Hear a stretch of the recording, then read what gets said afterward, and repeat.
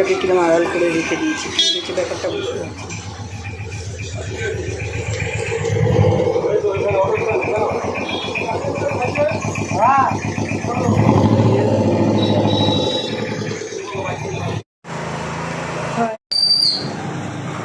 High, good morning. আশা করি তোমরা সবাই ভালো আছো, সুস্থ আছো, সাবধানেই আছো। আজকে কিন্তু শনিবার। আজকে মোটামুটি ঘরের কাজটা সেরে এসেছি। পুজোটা মেয়ে দিচ্ছে, যেহেতু আমার একটু লেট হয়ে গেছে, জানি না লেটই হয়ে যায়। আজকে ঘুমের জন্য খুব কেঁদেছে। এখন আমরা এত ঘুমাচ্ছি, সে ঘুমতে ঘুরতে এতটা লেট হয়ে যাচ্ছে, পরের কাজ করতে সমস্যা হয়ে যাচ্ছে। ভগবান কোনো জিনিস আমাকে এতটাই কষ্ট দেয়, তারপরে যখন যা দেয় সেটা আমি আবার নিতে পারি না, এতটাই দিয়ে দেয় যে সেটা নিতে পারি না। তো আমি আপাতত খুব ভালো আছি, শরীরও ভালো আছে। তো আজকে সকাল থেকে মোটামুটি যেগুলো যেহেতু দেরি হয়ে গেছে, যে কারণে আর কাজটা করতে পারিনি,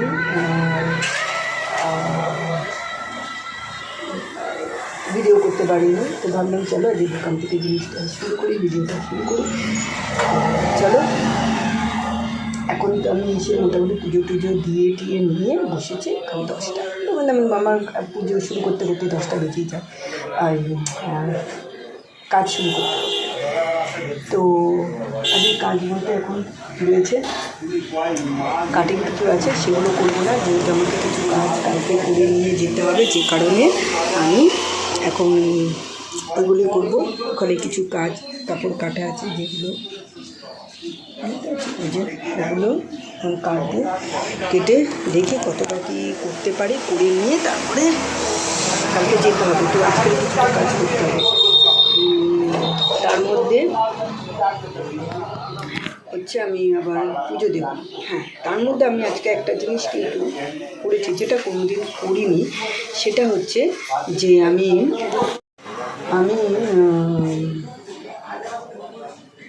আজকে খেয়েছি, মানে আমার যেহেতু প্রেশারের ওষুধটা খেতে হয়, এবার আমার পুজো দিয়ে আসতে গেলে সমস্যা বলতে, আমি যখন 9টা 9:30 মতো পুজো দিয়ে আমি দোকানে চলে আসতাম, তো আমাকে বলে না বাড়ির পুজো, সেটা 12টার পরে দিতে হয়।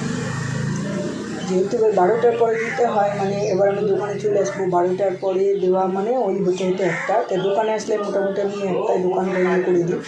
তো দোকান বন্ধ করে তারপরে গিয়ে পুজো দিতে করতে মানে 2টা আগে, তাহলে আমার প্রেশারের ওষুধ খাওয়া হবে না। আমার প্রেশারের ওষুধ না খেলে, আই থিঙ্ক যারা এটা ভুগেছে তারা জানে। আর আমার প্রেশারটা অনেকটা উপরে রয়েছে, তো সেক্ষেত্রে আমি 2টো করে আমার প্রেশারের ওষুধ সকালে থাকে। তো যে কারণে এখন এটা খুব সমস্যা হয়ে গেছে। তো আমাকে আমার এক বান্ধবী, অবভিয়াসলি সেও ব্রাহ্মণ, তার ঘরে পুরোহিত আছে, সে আমাকে বললো না তুই খেতে পারবি, ছাতুর জল করে খেয়ে তুই থাক, বেলা এসে পুজো দিতে। তো এই প্রথম আমি মনে ছাতুর জল করলাম। তো এই সময় আমি তবু করেছি, বলে মিষ্টির জল ভিজিয়ে খেয়েছি। কিন্তু যেহেতু প্রেশারের ওষুধটা খেতে গেলে কিছু খেতে হয়, তো সেক্ষেত্রে আমার মনে হলো কথাটা শোনা ভুল হবে না। তো আমি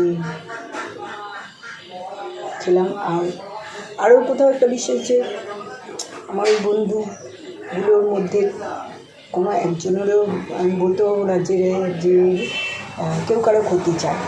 তো আমি একদম চোখ বন্ধ করে এদের বিশ্বাস করি, যখন বলেছে আমি খেতে আমার কোনো বাধা নেই। তো আমি ওটা খেলাম, ওষুধ খেলাম, খেয়ে আর এই কাজে বসলাম। তো এবার কাজ শুরু করবো। তো চলো আজকের মতো কাজটা শুরু করি, দেখা হবে আবার।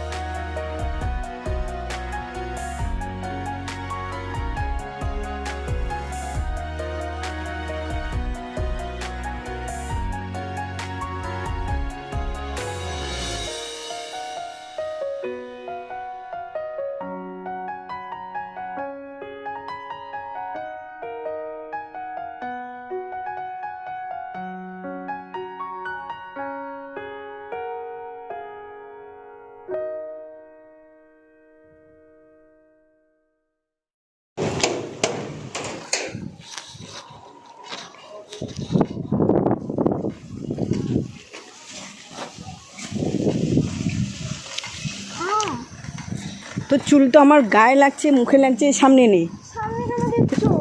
আমার লাগছে, তাহলে বাঁধ। মুখে এসে লাগছে। বাঁধার কিছু নেই, কি হয়েছে? বাঁধার কিছু নেই। এই রাস্তাটায় কেন চালিয়ে চালিয়ে যাস? রাস্তাটার যা অবস্থা, আমার তো মনে হয় কোন দিন কোন গাড্ডায় তুই আমায় ঢুকিয়ে দিবি। দেখ না, বাপরে বাপরে বাপ। এখানে তো পিছনে বাঁটা ব্যথা হেভি লাগে। আমার পিছন ব্যথা করতে তোমার তো খুব ভালো লাগে। আচ্ছা, তো ওখানে বিয়ে তো অনেকদিন আগে হয়ে গেছে।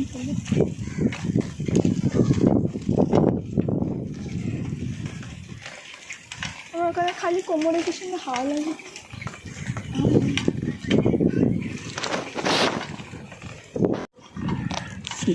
কতখানি সাঁকো দেখ, ওই মাথায় যাবে সাঁকো করেছে। এখন থেকে এখন আগে 3 মাস 4 মাস এইভাবেই সাঁকোতে, এইভাবে সাঁকোতে থাকবে। রাস্তায় জল নেই, এই বাড়ির ভিতরে জল। তারপরে এদিকে এগিয়ে গিয়ে জল, এই বাড়ির ভিতরে জল, রাস্তার পুরো জল। ওই এত জল?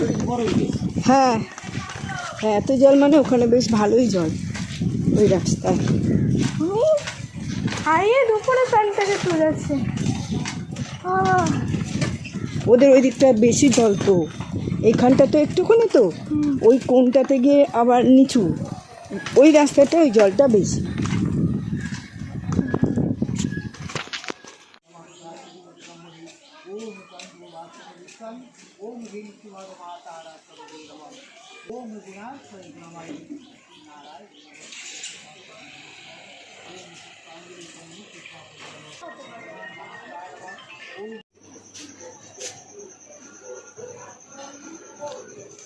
दाने दाने पे लिखा है खाने वाले का नाम।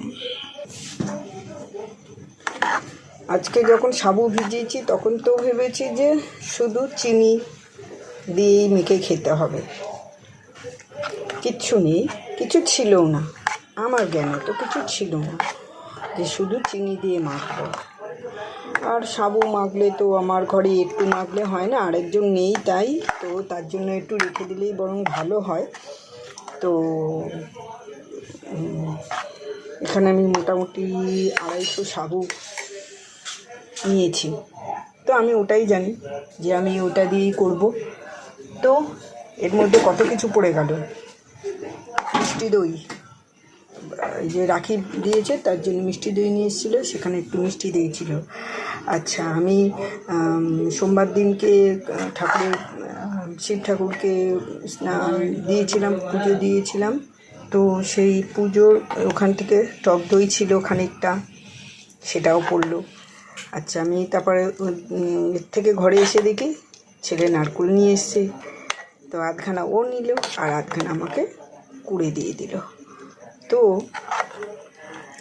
যখন যেটা কপালে থাকে, যদি মনে হয় যেটা আছে সেটা আমি ঠিকই পেয়ে যাব, আর যদি না থাকে তাহলে আর কিছু করার নেই।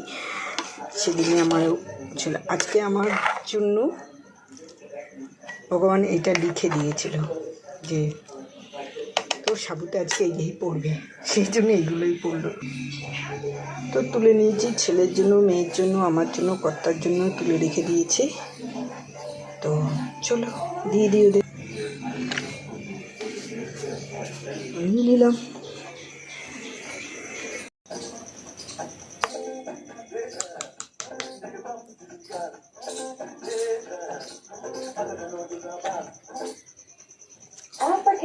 কেমন হয়েছে? মিষ্টিও বেশি হয়নি।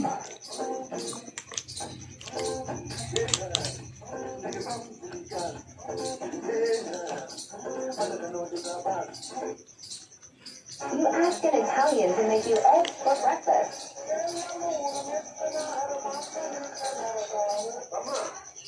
ঠাকুর আমার জন্য আজকে এটা লিখে রেখেছিল।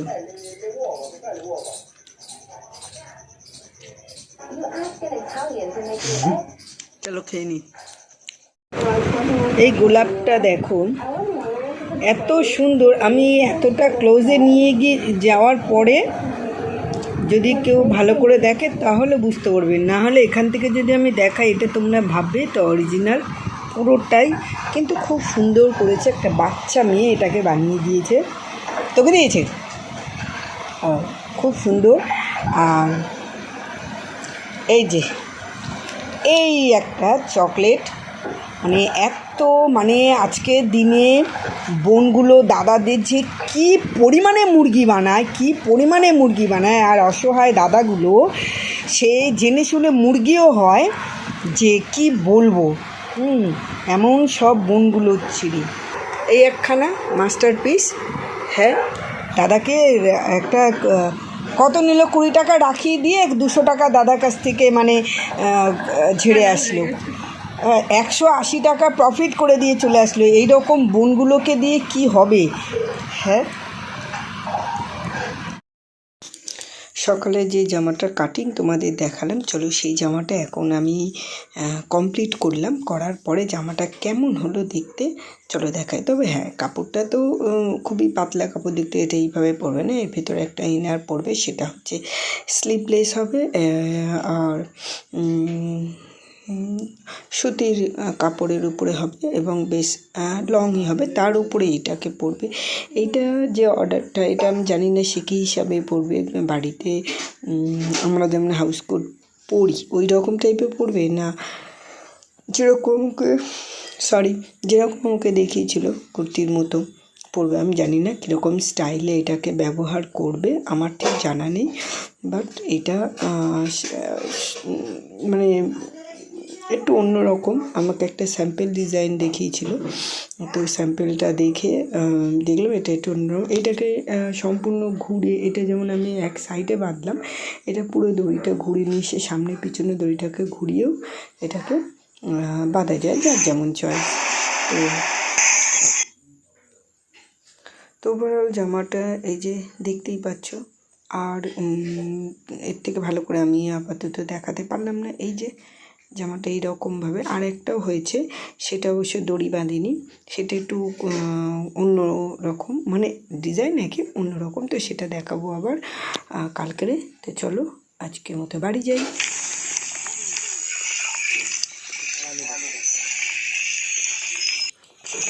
পুরো রাস্তাটা এত অন্ধকার না, যে নিজে সত্যি ভয় লাগে। দেখো বাড়িগুলো সেই মাঠের মাঝখানে বাড়ি, দুদিকেই তাই, একদম সে মাঠের মাঝখানে বাড়ি। রাস্তায় কিছুটা জায়গা আছে যেগুলো রাস্তার ধারে 2-1টা করে বাড়ি আছে, আর সব হয় সেই মাঠের মাঝখানে। তো যার জন্য বেশি রাতও করি না, একটু তাড়াতাড়ি বাড়ি চলে যাওয়ার চেষ্টা করি, কিন্তু কাজ থাকলে কিছু করার থাকে না। চলো আজকের মতো ব্লগটা এখানেই শেষ করি, এখন যাচ্ছি বাড়ি। তো চলো আজকের মতো বিদায়, দেখা হবে কালকে আবার একটা নতুন ব্লগ।